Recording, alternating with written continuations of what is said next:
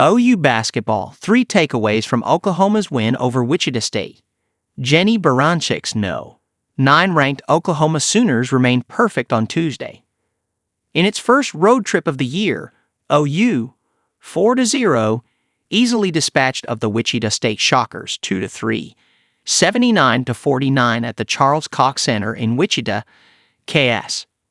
Peyton Verhulst led the Sooners with 16 points, also adding 7 rebounds and 2 assists, and Reagan Beers chipped in 11 points and 10 boards.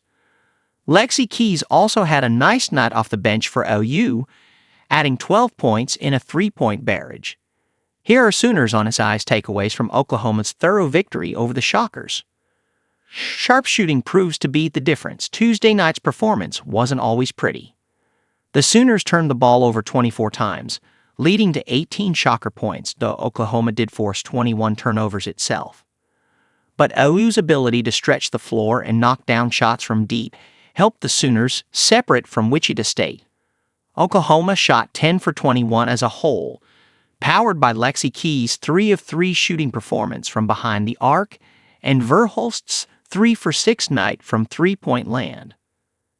OU knocked down 7 more three-pointers than the Shockers as a team, which was a continuation of the onslaught that was started against Western Carolina after the Sooners shot just 17% as a group from deep in the first 2 contests of the season.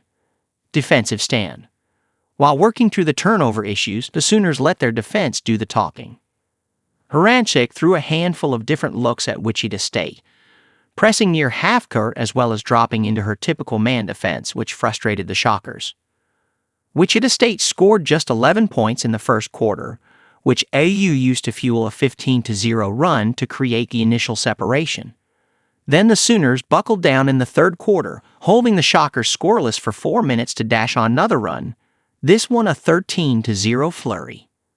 Oklahoma's depth was simply too much for Wichita State, and that often rang true on the defensive end of the floor. Plenty to mop up. The eye-popping turnover numbers weren't the only thing that will frustrate Baranchik from Tuesday's showing. Oklahoma also shot a dreadful 50% from the free throw line on 14 attempts. OU's paint dominance should see the Sooners get to the stripe plenty this season, but Oklahoma will have to be much more efficient. Entering the contest, OU had only hit 69% of its free throws.